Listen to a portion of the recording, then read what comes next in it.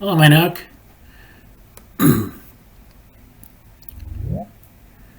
Hello, Akshay. Hello, Ujjwal. You're on mute, Bradley. Hello? Yes. Yeah. Hi, everyone. Hi. Good. All right. Well, welcome to the meeting. I don't know who else is going to show up. I have a couple things to share. We're going to do a GSoC update.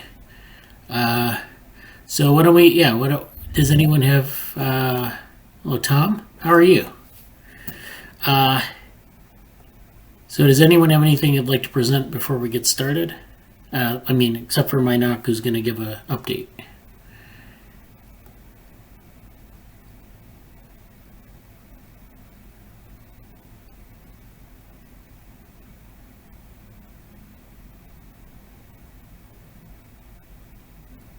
Okay. Well, Mainak, why don't you give your update? And then we can talk about that. Yeah, sure. I'll just share my screen. Okay.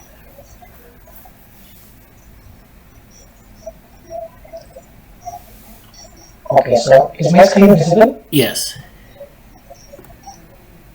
Okay, so for this week's update, I'll quickly go over a short recap of what was I doing in the last week to that. So I'll go to the last blog post, the first one. Okay, so what I was working with is that it's actually a dataset which contains fluorescence microscopy data, and it also contains the segmentation maps. So my goal was to create at least train a neural network which will be able to map these. It will be able to take the input of this, and it should be able to map these outputs to that. Okay, so this week what I did is that I'll quickly go over to the blog post. Okay. So the first question was that to save the images, I actually had two options. One was to save the images in a JPEG format. The other option was to save it as a PNG format. So the problem was that I saved it in the JPEG format first, and which was actually a mistake on my part, because JPEG is actually a lossy compression. It's actually a lossy compression method, which basically induces a bit of noise when I save it. So I think to give you guys a better idea, I'll go over to the Colab notebook. Okay, so these are the fluorescence microscopy data, and these are the segmentation map we have, which correspond to this data. And if we plot these segmentation maps in 3D, if the z-axis is the pixel intensity, then the plots look somewhat like this. If the image is in JPEG format, the plot looks somewhat like this. Let us zoom into it. Okay. Is it visible? Yeah, I can see it. Is the plot visible? Yeah. Okay, yeah. So I think you can kind of understand this is actually an image, but it's in 3D. The pixel intensity is the z-axis value here. Right. So if I zoom, so I click if the images in form of the JPEG format, and then what I got is that in the segmentation masks, there is basically some noise in each and every mask, and at the top, as you can see, the tops are not very even. There is a slight amount of noise induced in the segmentation masks, but the bad part is that but the worst part is that there is also a bit of noise in the edge of every single pixel. I don't know if it's visible properly. Is it visible properly? Yeah. At the edge of every pixel, there are little hills or there are little noise parts, right? Yeah. These are not good. For training a neural network, these are actually not good, considering they are segmentation masks and the segmentation needs to be accurate. Right. So what I did is that I went ahead and changed the format. So if I do the same thing in the PNG format, the images turn out sort of like this. These and this are the same image. So I'll just zoom into the PNG now. in this plot. So as you can see, like the tops are very smooth, and there's no noise induced, and there's really no noise at the tops. They're even sort of, and the main part is that in the edges of the segmentation maps there is no noise. Like it's very clean. Like there is no noise induced over here. Can you see it? Yeah. I don't know if it's visible on blue.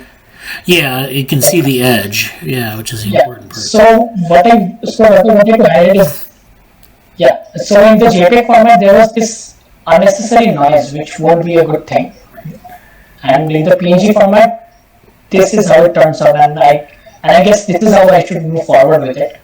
Yeah. And then I saved this data, and then I saved the PNG data into my Google Drive for later use. And apart from that, and then here are the links to the GitHub and the Google collab for this notebook.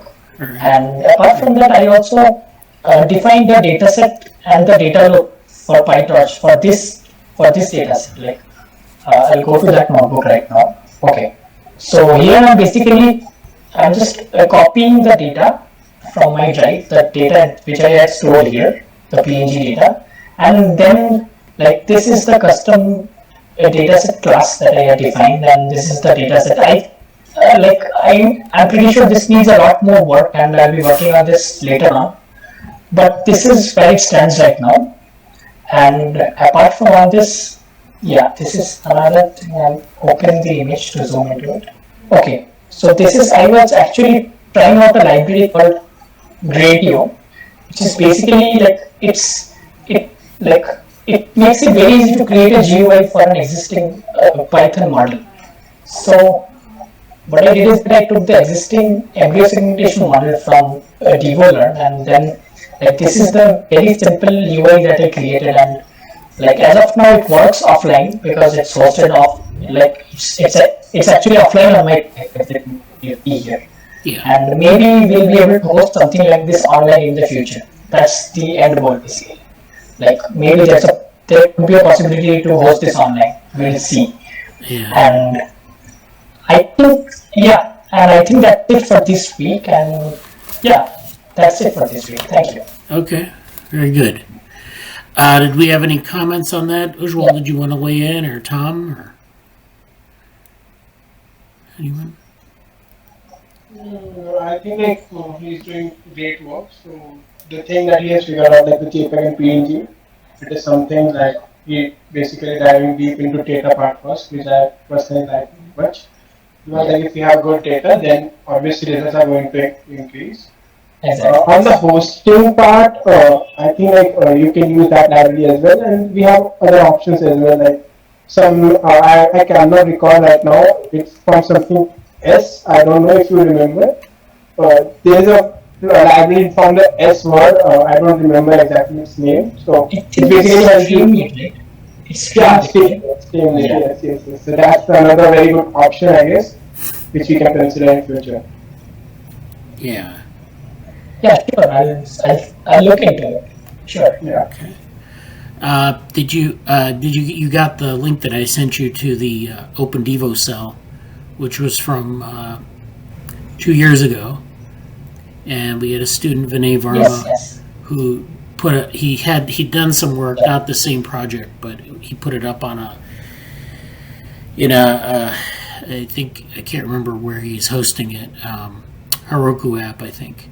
And so that's but that's not ideal for a number of reasons. So maybe we could take that and integrate a lot of that into a new. I know that Ujjwal did some integration work last summer as well, but I think that should all be sort of part of it, part of sort of integration. But that's something we can do. I think maybe later in the summer, as we get done with some of the machine learning aspects, of the. Yeah. Let's see. So basically, in the same rate, you can you don't have to make a separate engine like Logo or something like that to host your website or something. You can simply use their library, and they usually share. They have a shared repo for hosting all their apps. So basically, you can go and take a space up there. and it is just like importing a Python library and like making your functions directly. So Mayu can ultimately skip all the HTML and CSS part. It's all done there. So it will help in making a quick prototype of whatever he's doing, like segmentation part. Yeah. Yeah, sure. I'll look into it. Thanks. Yeah. And Akshay said Vercel or Netlify is also a good hosting place too. So you can host apps there, I take it. Yeah, thanks. So hello Abhishek and Jesse and Shruti. So again, thank you for that, Mainak. So those plots were just to look at the data quality, correct? The 3D plots that you showed? Yeah, actually, I was trying to make sure that the data is not being corrupted while saving. Right. So that's the reason. Yeah, that's pretty good, actually.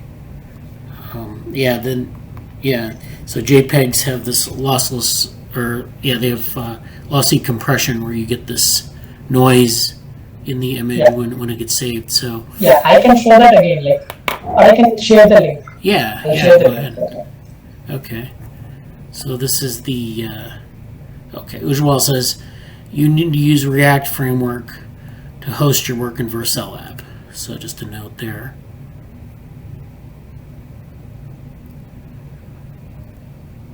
Okay, so we'll go ahead and share the link for that. And if there's no one else who wants to say anything, we can go to the next step here, or the next thing on the agenda, which is that we have the Networks 2021 conference coming up. So there's some movement on that front. Let me share my screen. Okay.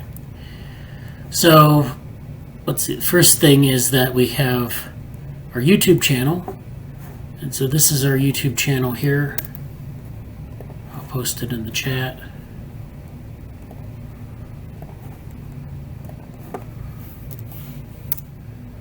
And this contains a lot of the videos and meetings and other things. The latest two videos here, Embryo Networks as Generative Divergent Integration, and this on Euler Cycle for Life.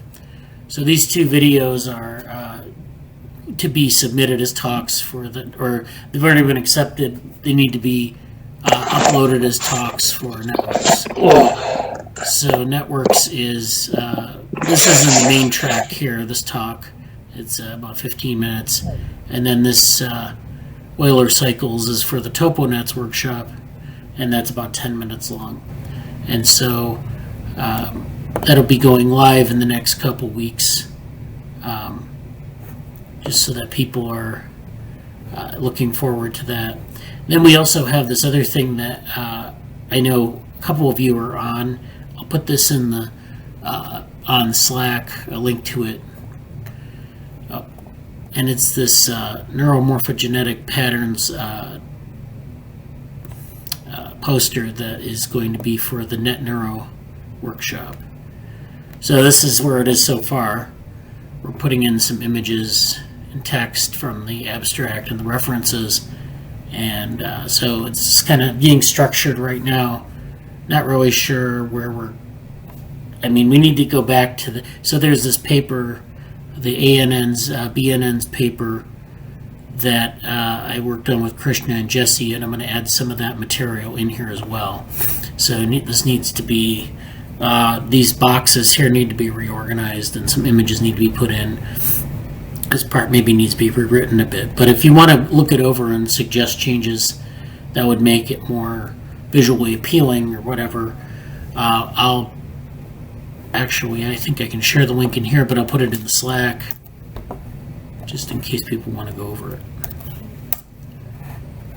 So again, this is the Neuromorphogenetic Patterns and the Theory of Deep Learning. This is sort of like it's sort of like a comparison between artificial and biological neural networks, but there's also this aspect of like the brain and modeling the brain as well. And so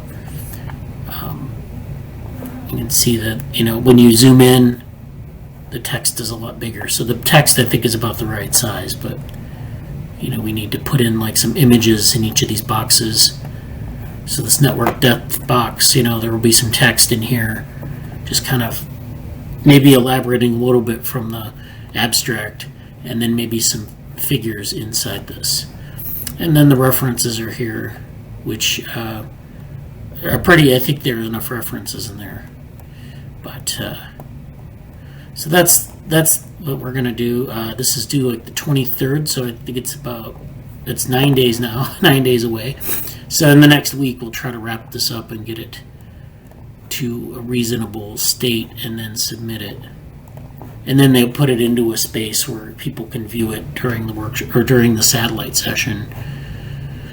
So the Networks conference is sort of unique in that sense. They have these satellite sessions that you can attend, and they're kind of, I think, a little bit before the conference is here, where they're smaller groups and they're very topically focused. So that should be interesting. See what kind of feedback we get from those. Okay, so let me go to submissions. So that's kind of related to this. For the submissions, we don't really have a lot outstanding.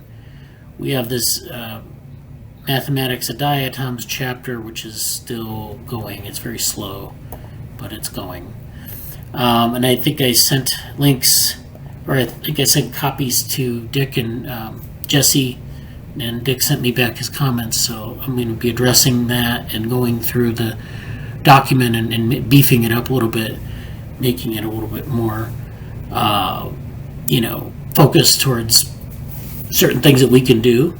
So that'll be good. And Jesse, I know you've been very busy, but whenever, it's not like something that's imminent. So whenever you want to give comments, that's fine. This OpenWorm poster, we finished that. That was presented last week. I showed everyone what we were doing for that.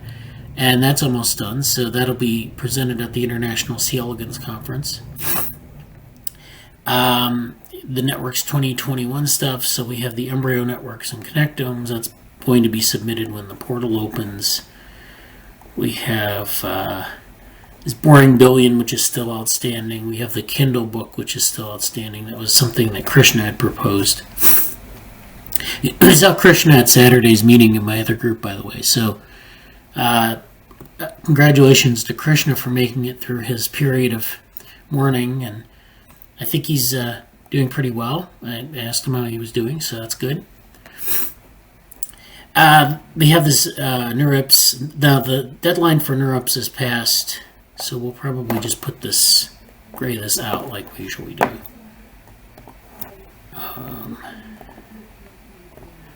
Oops.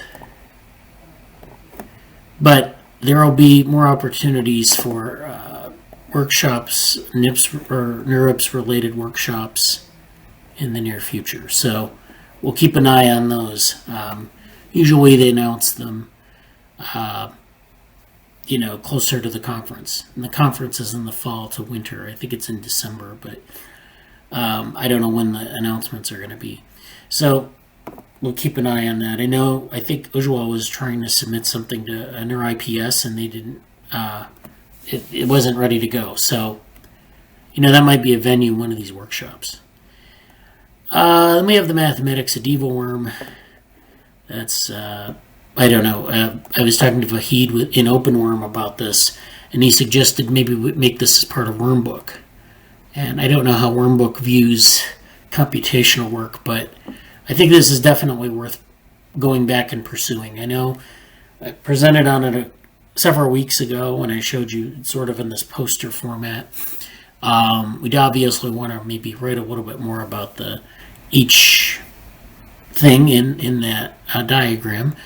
But I think this is worth pursuing, and you're probably going to have to wait for a little while until things settle down with, some of the other things going on, like some of the summer conferences, to pick that up again. So, but that'll be, if anyone wants to, contribute to that, if they have ideas on how to make that better, that would be great. This Living Machines conference is similarly passed. I know I sent Tom a notification about that, but that was, I don't know if that's something that he did or not. But that, anyways, I grade that one out. We have these two Testa-Williamson symbiosis, which is something that we proposed as a sort of a genetic or a bioinformatics test of genetic data. So, this would involve taking genomes from a couple of species and looking for, blast matches or things like that. So this is still pretty rough. We'd have to talk about this offline to kind of get a sense of what needs to be done for that. But and then we have these two papers on diatom movement, the molecular level simulations, and the diatom movement smoother jerky, which is essentially the sort of the higher moments of movement. So those are related, 24 and 26, although they're separate projects.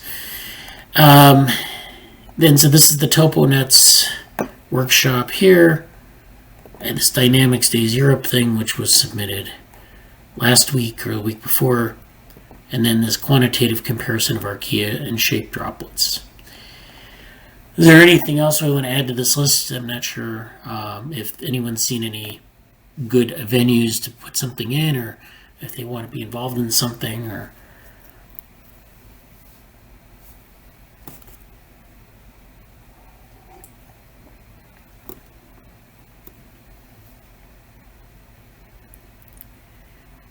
okay, like I said, after the summer, after the summer kind of winds down, we might go back to the Mathematics of DevoWorm book. We might also pick up on some of these themes here, like the boring billion again, or, maybe like an origin of embryos type thing. And then we have other things that are kind of being worked on over time. So we'll see how that goes. And then we have the C. elegans conference and the networks conference to report on, to see what people say about the submissions. So that'll be good. All right, so that's our submissions. What do I want to do next? I'm going to go to maybe the group meetings. Maybe I'll review our board, which I haven't done in a long time. So again, this is our group meetings spot on GitHub.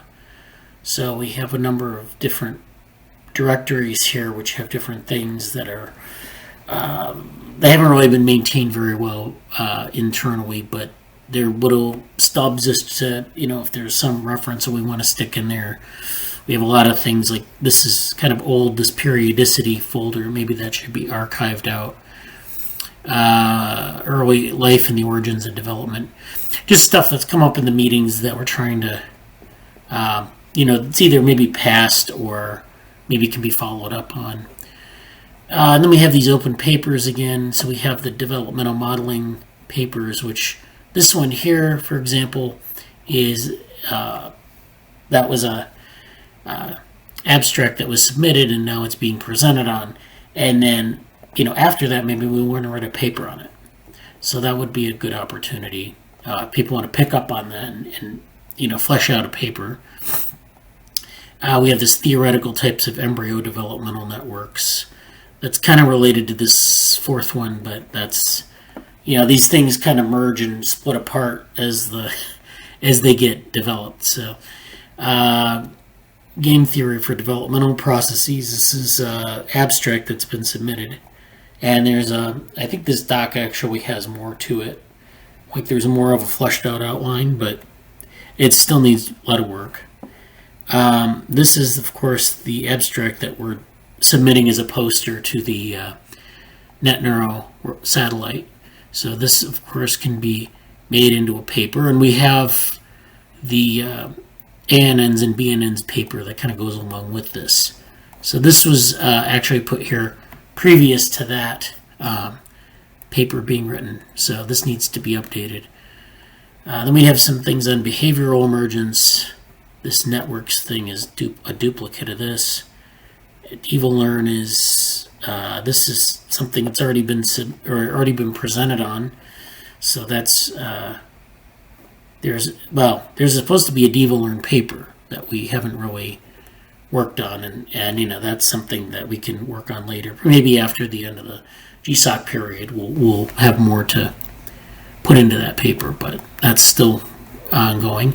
And then there's bacillary non-neuronal cognition work, which is still kind of in a state of being updated, and then some other things under here as well. So this needs to be updated here, but the open papers are still very much open. And I don't know, people have ideas for open papers, but basically the idea of an open paper is we have this, we come up with a title, we come up with a document, we put the link out, and then people can either issue a pull request to contribute some text or some references, or they have a Google Doc that they can make comments on. And so then they can contribute in that way. And then we can have like collective action on some of these papers. So this is our task board here. We have to do, hold, action items, in progress, finished, and then things that are off the radar. So this off the radar, of course, we have a lot of things that are sort of were on the board and then got forgotten about. A number of different paper reviews and lectures and papers and repositories that never really made it into the stream of our work. We also have different action items, so let's go through these action items to see if they're still being worked on. So this work on TopoNet's presentation, that's been finished. I don't know if I can do this from here because I'm not logged into the right account, but that should be put into finished. Number 98. This number 97 is still in progress. That should be in progress. Group presence and connection with Networks 2021. So this is going to be something that I don't know if we'll do in the same way we would like. So this Networks 2021 conference is coming up at the beginning of this next month. So the satellites are kind of at the end of this month. The actual conference is maybe like between the 1st and 10th of July. Since it's online, it's a little bit flexible. But I was thinking about having some sort of group presence where we have, some sort of connection with Networks 2021. So last summer we did A-Life 2020, and that was good because we had, some group presence there. And people became aware of the group and what they were doing. That might be something we can do with Networks 2021. There may be like a Slack channel for the conference, or there may be like some sort of place where we can, there are going to be a lot of presentations here. There are actually 3 presentations that have, the DevoWorm logo on it. So people will become aware of it. But other than that, we can do something like a social media campaign around it, or a series of short blog posts, or something to sort of draw people into the group or make them aware of the group. So that's something that's definitely on the action item list. This bibliography, we're always working on that. I think we're still collecting references from papers that are presented every week, so that's there. We have updates on axolotl data and analysis. This is something that sort of sprang from the GSoC application period, so I think that a couple of you have been interested in that in the past. So that's something that we can follow up on. Let me know if you have any questions about things you want to contribute to that, or if you have if you've been making any progress with some of the data, or you need anything. Create a DevoLearn paper from the JOS submission. So this is actually an old issue, but this is something that we have this DevoLearn paper, like I said. We submitted it to Journal of Open Source Software, and they didn't think it was significant enough. So we just kind of been sitting on it since then. Try to figure out how to make this. It'll probably end up being a preprint first. And like I said, we might wait till the end of the summer to get a better fix on where we are with the software, because, we're developing things this summer for it. I think, though, we're in a good place on that. And this isn't just this DevoLearn software, but this is the DevoLearn platform. So now that there have been a couple presentations on it, and there have been a couple of GSoC projects devoted to it, I think we can write a pretty good paper. There's this axolotl montaging. Again, that was something from the GSoC projects, but we haven't made any progress on that yet. We'll be talking about that, I guess, in future meetings. The complexity measures have fallen off the radar, I think, but I think that's something that we can still talk about. That actually, the mathematics of DevoWorm is part of that, but we can. I think that's actually a good sort of way forward on this, because we're kind of getting these complexity measures and kind of assessing where we are with that. And then the mathematics of DevoWorm, that's 89. That's linked to 3, I think, pretty closely. So those probably will move together. And then hold. We have a bunch of things with axolotl embryo animations and segmentation.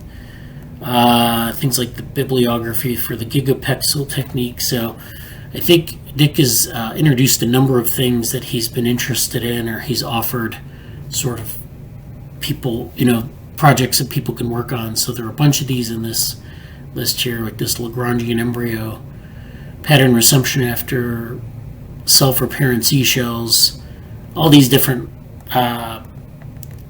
issues that are related to things that he kind of has proposed in previous meetings.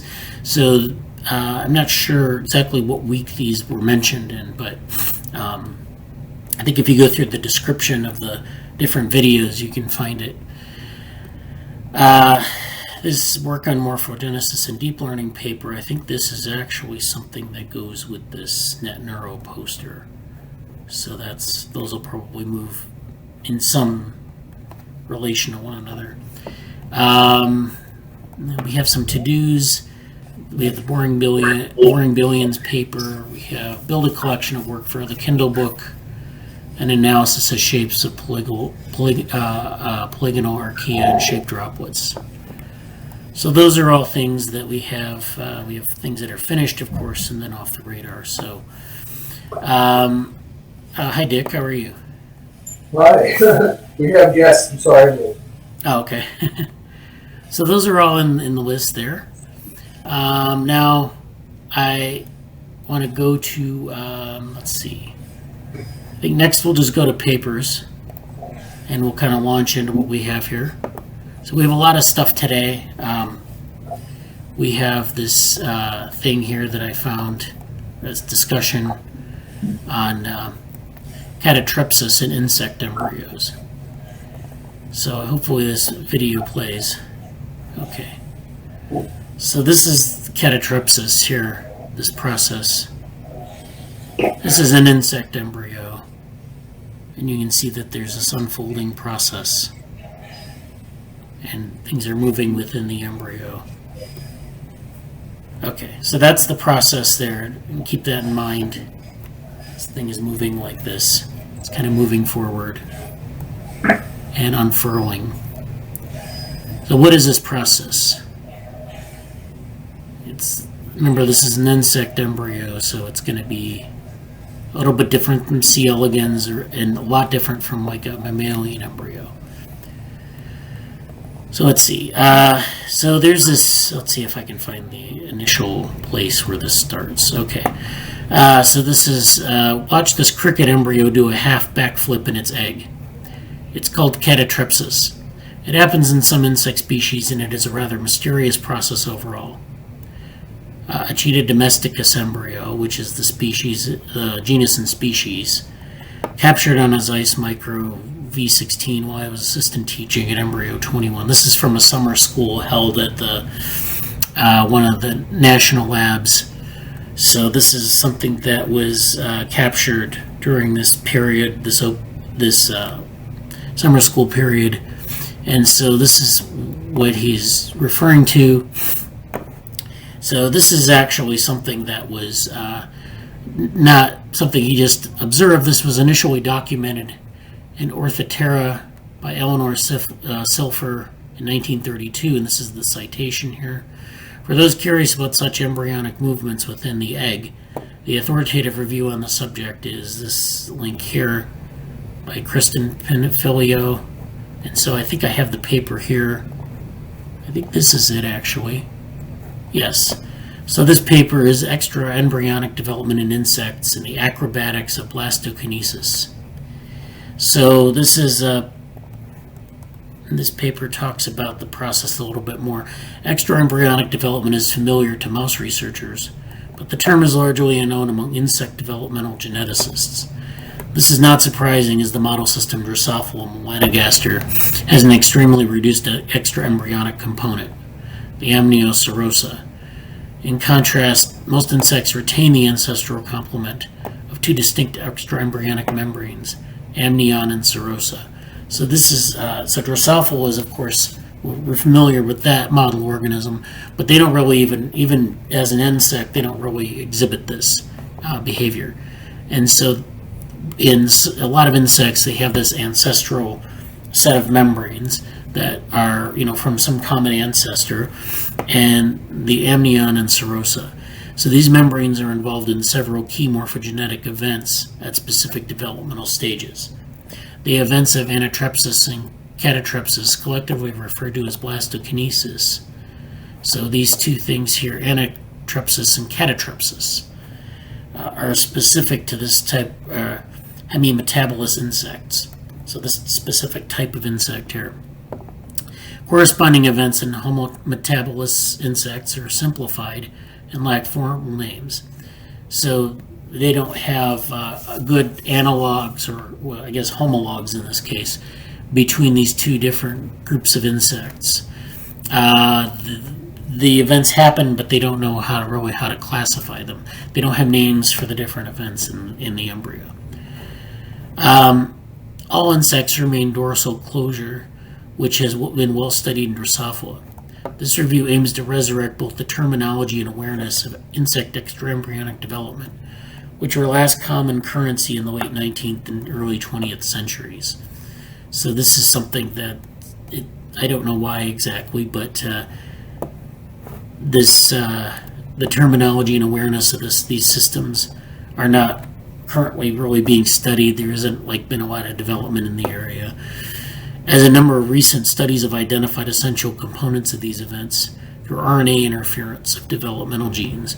So what they do in that case is they take an RNA interference element, which is sort of a thing that binds to RNA in the cell, and they basically take all the RNA and bind it so that the RNA that's usually there for a certain gene isn't there, and so it can't be. Its expression is knocked down, as they say, and so that's one way to probe a cell and some of its function is to use elements like that what the sequence is, what the gene is expressing, and just simply knock it down, so that's no longer being expressed. So then you can look at what happens when those genes are shut off, and so this is what they're doing here, as well as ectopic hormonal treatments. So in insect development, it's very heavily dependent on hormonal shifts and other things. So there's a lot of things you can do with hormones to also make modifications to the embryo to see what happens when you do, X or Y manipulation. As much remains unknown, this topic offers opportunities for research on tissue specification, the regulation of cell shape changes, and tissue interactions during morphogenesis, tracing the origins and final fates of cell and tissue lineages, and ascertaining the membrane's functions between morphogenetic events. So this is something that they're kind of wanting to sell this as a model system for at least for insect development. So this is a schematic cartoon of the germ-bound stage embryo. The serosa is in blue, and the amnion is in orange, and I'm not seeing the colors in this. But anyways, yeah, I guess this is the orange here, or the yellow is the yolk, the embryo is the gray, and so, the serosa is on the outside. I see that's the blue. And then the amnion is the orange, which is this sort of like this outline here on the inside. And so this is these are different anatomical views. So this is the mid-sagittal section view in A, and then B is the transverse section view at the position indicated by at this slice right here. See these two black bars? If you sliced it here and you looked down, down the embryo, kind of turned it 90 degrees and looked down the embryo, that's what it would be.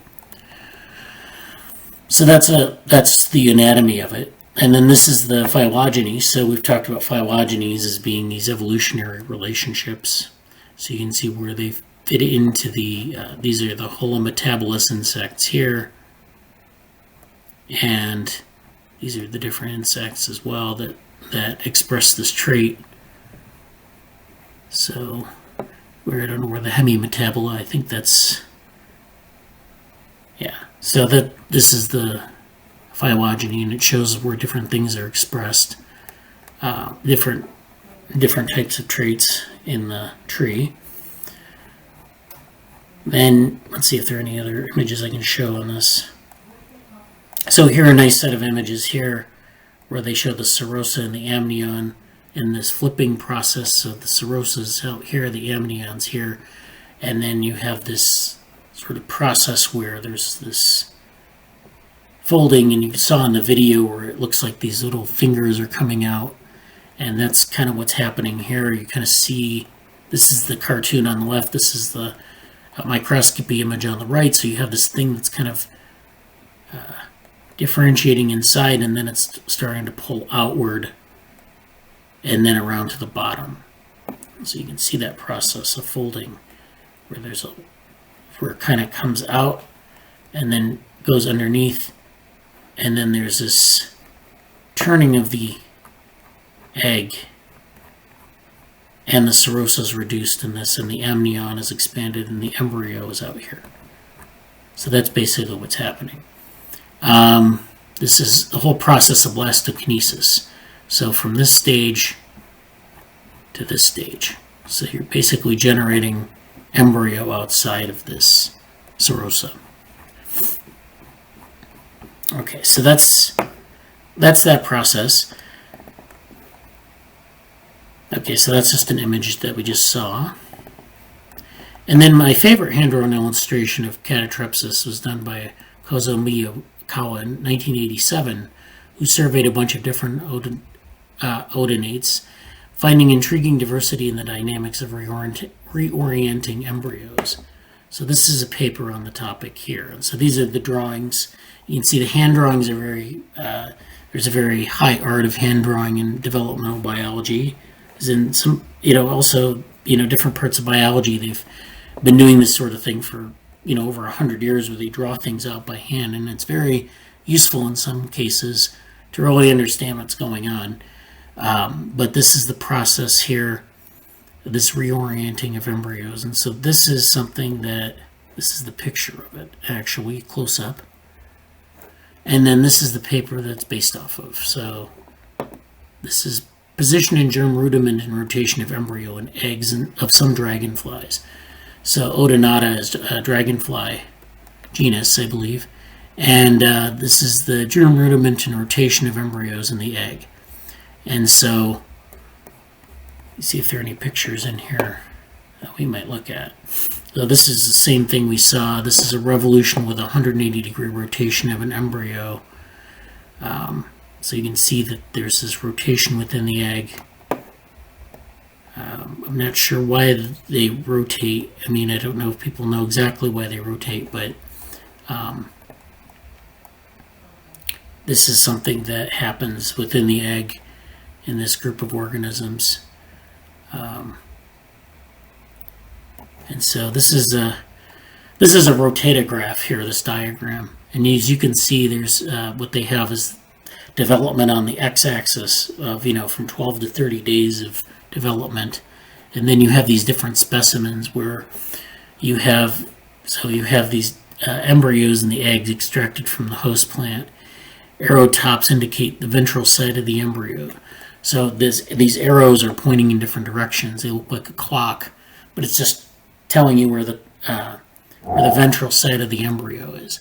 So you can see the ventral side of the embryo is shifting around in these different specimens. So you have this, or it's down, and then it's up, and then it's sideways here, and then it's kind of ticking downward, and then it goes back to being sideways in this specimen here at the top. And this is not always the same. It shifts around in different embryos. So you see where it starts, where it's downward. Like I said, it always starts downward, and then it shifts upward, and then it's kind of towards the top, and then it goes to the side, left side, and then it just kind of stays in that area. So so that's the arrows show the ventral side of the embryo. The circles enclosing the arrow top showing eggshells in posterior view with ventral side downward. Developmental time is indicated by days after oviposition. And then let's see, so they're in these different stages. So R is the revolution stage. E is the stage where the eyes are pigmented. M is the stage where muscles become functional. And H is hatching. So you can see at the end there's this H. So the hatching is at different time lengths, at different time periods, and then you also have these different stages here where different things happen. So the eyes form here, the muscle forms here, and then between the muscle and hatching, you actually do see some rotation even then. And so that kind of, that's just a nice little diagram of that. So that's all I wanted to say on that. So that's Catatrypsis, and I thought that might be a good thing to look at if people are interested in this topic. Maybe we can follow up on it. I don't know too much about how it'd be useful in C. elegans, but it's interesting to know that process happens. So this is a secondary paper here. Oops. Let's see. I guess we can do like Adobe Acrobat. I don't know if I have to sign in for this or what. Oh, come on. Yeah, we'll do that. All right. So it's opening up in Adobe Acrobat now. It's probably too big to open up in the typical.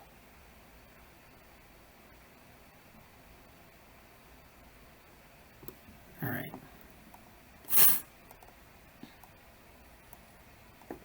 So this is the natural history of model organisms. This is neurogenomic insights into the behavioral and vocal development of the zebra finch. So this is a model organism that has, so the one sentence summary of this paper, the genetic and behavioral diversity of the zebra finch, both in the wild and in captivity, make it well suited for neuroethological studies of vocal learning, culture, and social bonding. So this is not embryogenesis anymore, this is organismal development in a bird. And this is a couple people here work in animal behavior. So the zebra finch is a socially monogamous and colonial opportunistic breeder with pronounced sexual differences in singing and plumage coloration. Natural history has led it to becoming a model species for research into sex differences in vocal communication, as well as behavioral, neural, and genomic theories of imitative auditory learning. As scientists tap into the genetic and behavioral diversity of both wild and captive lineages, the zebra finch will continue to inform research into culture, learning, and social bonding, as well as adaptability to a changing climate. So we have this review of this organism. Again, I get into the natural history of it. So this is a model organism that people use for different reasons, and they're kind of going over the natural history of it, which is something that isn't really considered often in times we talk about model organisms. We usually just take, like, for example, if we're interested in C. elegans, we usually use either some wild type or back-crossed mutants. We don't really worry about the natural variation or natural diversity. And so in this case, they're talking about, they structure it according to sort of the evolutionary history. They talk about where the zebra finch came from, and then they talk about analysis of sex differences in vocal learning and production, so they consider how the model organism is used, and they consider maybe, is this something that you might find in nature? Can we know more about it by knowing its natural context? So they talk about its mode of breeding, its sort of ecology, and then they talk more about differences in captive versus wild zebra finches in comparison to northern hemisphere songbirds. So they make this comparison with wild birds, other kinds of birds, and so there are a lot of population differences in some of these species, and they go through that. And then genes and brains for vocal learning, so there's a lot that we can learn from sort of the genetics and the brains of zebra finches, not zebrafish, zebra finches. I just wanted to make that clear since we talk about zebrafish here a lot. This is a lot of vocal learning studies that they've done with this. So the learning of adult male songs by juveniles is particularly strong during early sensory periods, when embryos, nestlings, and juveniles likely form a sensory representation of the tutor song. So they've been able to they have a very good handle on this developmental trajectory, and this is one of the reasons why they use this species as a model organism for this. So in my other group, we've been talking about sensory or critical periods and sensory periods, and this might be something to follow up on for that group as well. And so there are a number of things like male and female zebra finches can quickly memorize individual vocal characteristics and recognize the identity of others for at least a month without reinforcement, like relying on the perception of extremely small differences in calls and songs. Experience with other songs, however, in adulthood do not affect the crystallized songs of males. So there are parallels with language acquisition in humans. They're able to make those connections between bird models and human speech.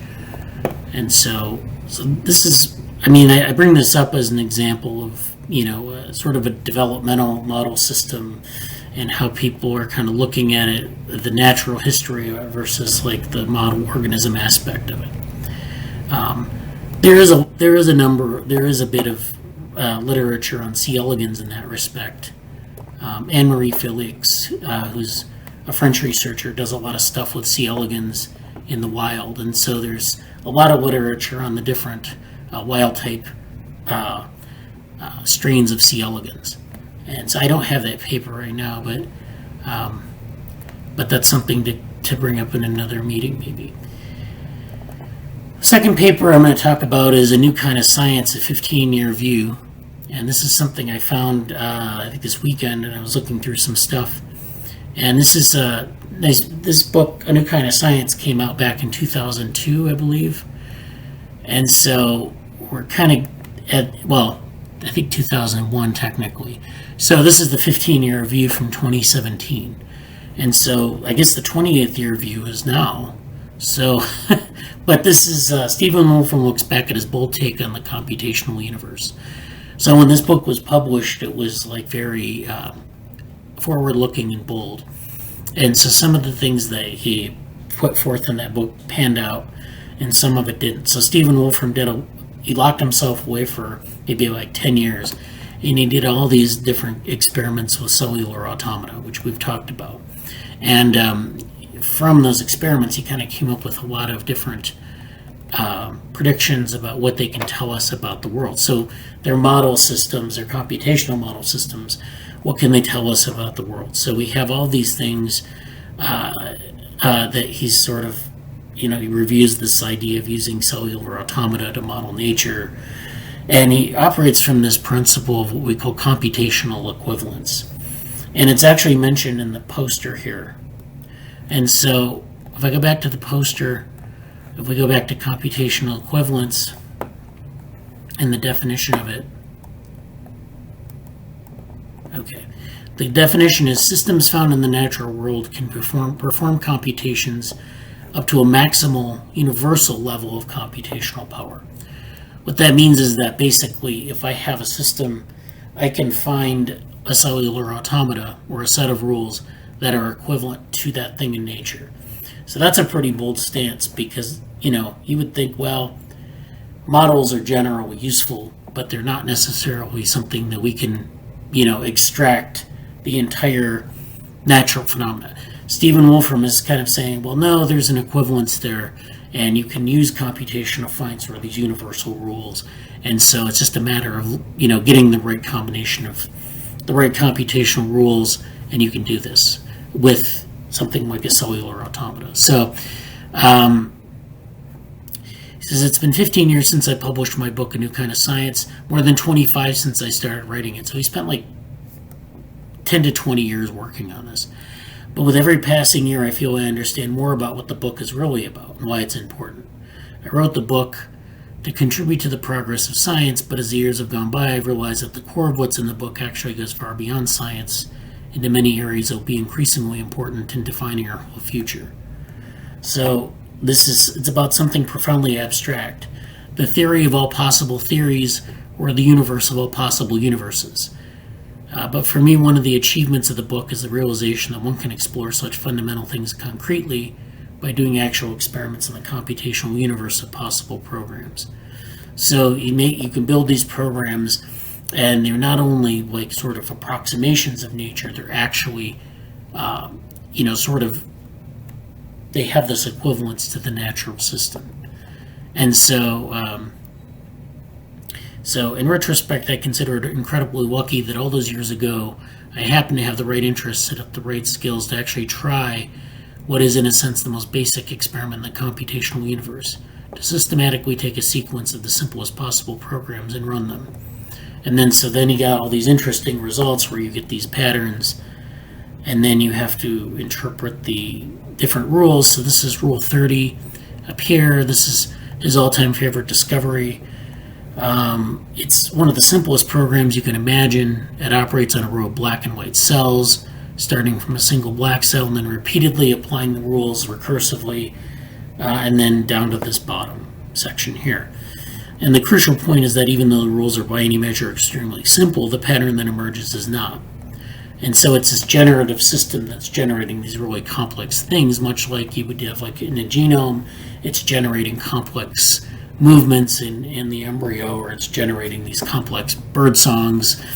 And so we can use that to sort of understand what's going on there. It's a representation in the sense that maybe doesn't include like genes encoded with information, but if you take the rules as being these transformational elements, you can generate complexity from simplicity, and that's kind of what we're trying to do with understanding the genome. We can understand the sequences, but we also have to understand what they turn into, what they transform into. And that's what we're doing with cellular automata. It's just more abstract than, say, like a biological system. So he talks about how paradigm shifts are hard and thankless. And so that's, he's trying to force this paradigm shift along. And I think people are more open to this sort of thing now than maybe they were 30 years ago. I can't ascertain it, but I'm pretty sure that's the case. And so this has been a shift of looking at the world. Some of this is because we've had better computers, but some of it is also just that this has been kind of demonstrated a bit more the view of nature has gone from this sort of hardcore, reductionism to sort of an emergent view of how things work. So that's then he talks about mining the computational universe, and it kind of gets into his other sub-projects, and so that's interesting sort of reflective exercise there. And so let's see. The final thing I wanted to talk about today is let's see. I want to pick something that's not too far away from where we started here. What about this one? Simulating a primate. Oh, this is very short. This is just an abstract, so we might do two. So this is something I found. It's a NeurIPS abstract from 2020. It's simulating a primary visual cortex at the front of convolutional neural networks. That's what CNNs means. Improves robustness to image perturbations. These are the authors, and the abstract is as follows. Current state-of-the-art object recognition models are largely based on convolutional neural network architectures, which are loosely inspired by the primate visual system. However, these CNNs can be fooled by imperceptibly small, inexplicably crafted perturbations and struggle to recognize objects in corrupted images that are easily recognized by humans. So this is where you have things that are slightly off-center or have some missing information in the image. And so these networks just utterly fail, whereas humans can just basically get around that and figure out what the object is. Here, by making comparisons with primate neural data, we first observe that CNN models with a neural hidden layer that better matches the primary visual cortex, or V1, are also more robust to adversarial attacks. So this means that they model this network after the structure of V1 and its operation, which is an area of the human brain or primate brains that analyzes blobs and stripes of images. So it's like a very low level of image processing, but that's basically what they're trying. They've had this idea that basically if you simulate that, it should improve the robustness of the model, and they found that using an adversarial attack model, they can do this. They can overcome these. They can make it more robust. Inspired by this observation, we developed V1 nets, a new class of hybrid CNN vision models. Each V1 net contains a fixed weight neural network front end that simulates primate V1, called the V1 block, followed by a neural network backend adapted from current CNN vision models. The V1 block is based on a classic neuroscientific model of V1, the linear-nonlinear Poisson model, consisting of a biologically constrained Gabor filter bank and simple and complex nonlinearities in a V1 neuronal stochasticity generator. After training, V1 nets retain high image net performance, but each is substantially more robust, outperforming the base CNN and state-of-the-art methods by 18 and 3% respectively on these benchmarks that they use. They use adversarial attacks and these common image corruptions. So they have two strategies. One is to show adversarial sort of attacks on the image, corrupting the image, and then the other is sort of a common image corruption, like different errors that you might find in an image, like noise, like a noise mask, or maybe something else that, like some missing part of the image might be blurry. Finally, we show that all components of the V1 block work in synergy to improve robustness. And so while current CNN architectures are arguably brain-inspired, the results presented here demonstrate that more precisely mimicking just one stage of the primate visual system leads to new gains in ImageNet level computer vision applications. So this is something that, we've talked about before about, if you're simulating the brain, what are you really gaining? Can you build better artificial neural networks, or is this just not an exercise in futility or uselessness? And they're suggesting in this abstract that it's actually improving the model's performance, actually in quite a simple and straightforward way. And so that's something that we should probably mention in our poster, something similar to that. And then I don't know if I'm going to go through this paper. I think I just might talk about the abstract here before we go today. So why don't we do the abstract on this paper as well, and then we'll call it a day. Physical model simulator trained neural network for computational 3D phase imaging of multiple scattering samples. And I think either Dick or Susan sent me this paper. But thank you for sending this to me. So the abstract is recovering 3D phase features of complex multiple scattering biological samples traditionally sacrifices computational efficiency and processing time for physical model accuracy and reconstruction quality. This trade-off hinders the rapid analysis of living dynamical biological samples that are often of greatest interest to biological research. Here we overcome this bottleneck by combining annular intensity diffraction tomography with an approximate guided deep learning framework. So we're actually incorporating deep learning into microscopy here. And this is in the service of sort of getting the most out of these this sampling method. Using a novel physics model simulator-based learning strategy, trained entirely on natural image data sets, we show our network can robustly reconstruct complex 3D biological samples of arbitrary size and structure. This approach highlights that large-scale multi-scattering models can be leveraged in place of acquiring experimental data sets or achieving highly generalizable deep learning models. We devise a new model-based data normalization pre-processing procedure for homogenizing the sample contrast and achieving uniform prediction quality, regardless of scattering strength. To achieve highly efficient training and prediction, we implement a lightweight 2D network structure that utilizes a multi-channel input for encoding axial information. So they demonstrate this framework on measuring epithelial buccal cells in C. elegans.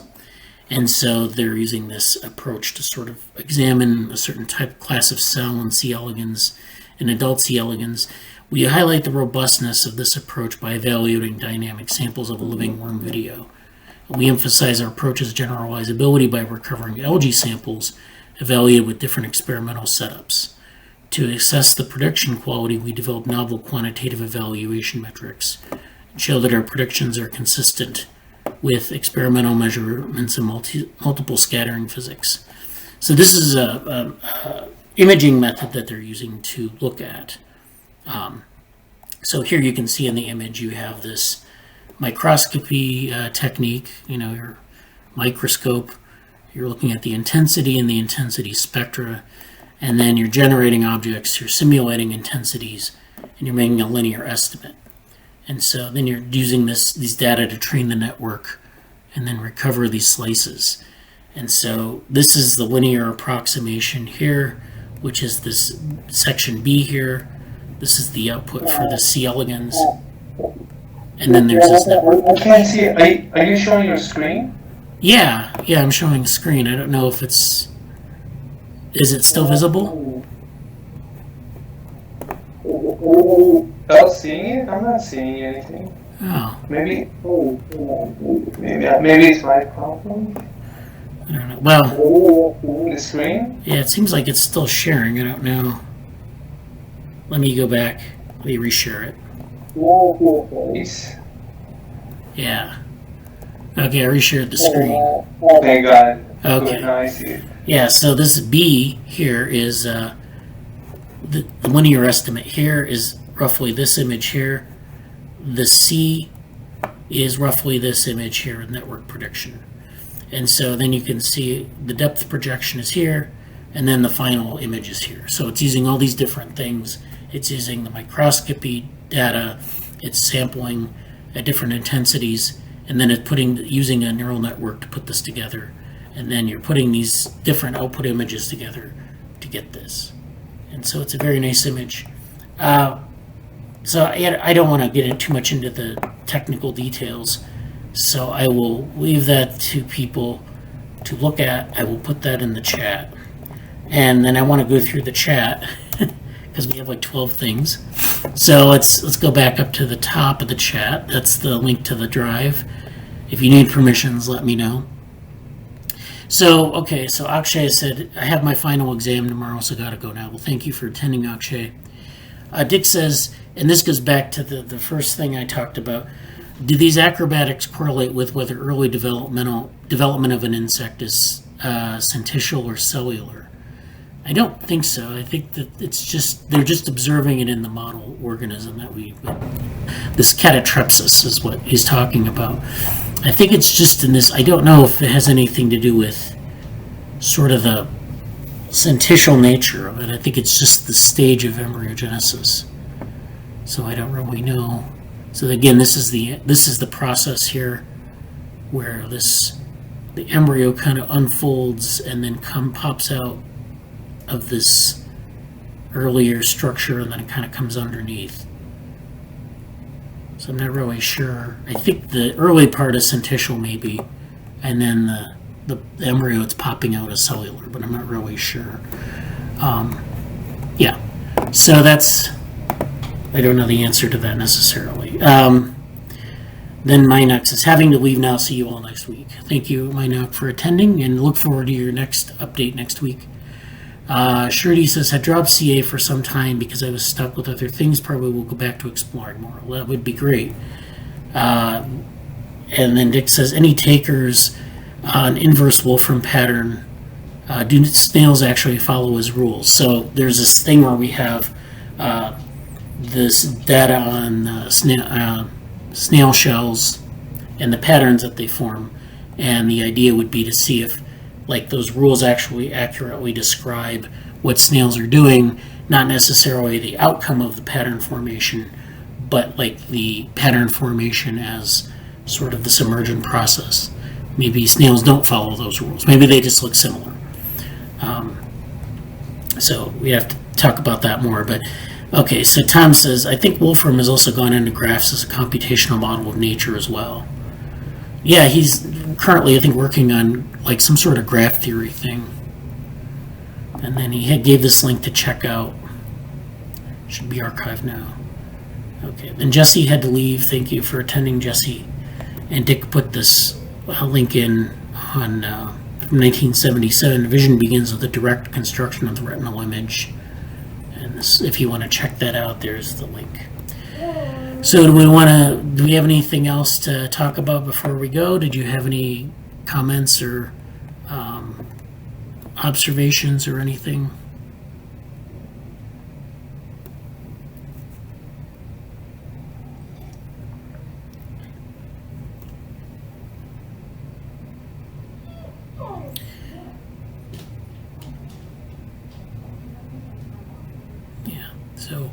Okay, well, if you have anything, you put it in the Slack channel or email or whatever.